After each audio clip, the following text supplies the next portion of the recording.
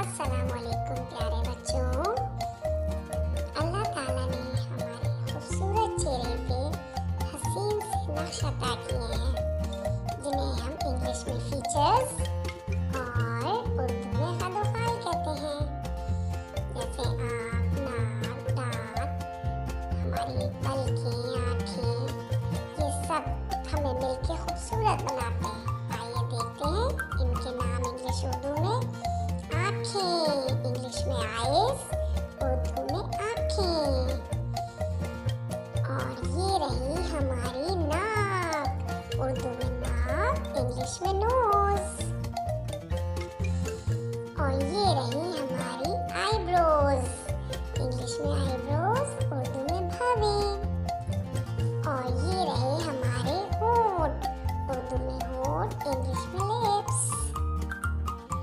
और ये रहे हमारे टूथ, इंग्लिश में टूथ और उर्दू में दांत।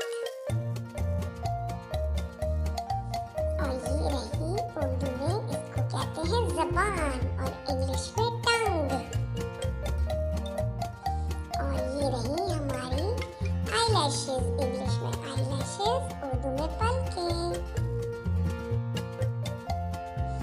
और ये रहा हमारा कान, उर्दू में कान, इंग्लिश में ईयर।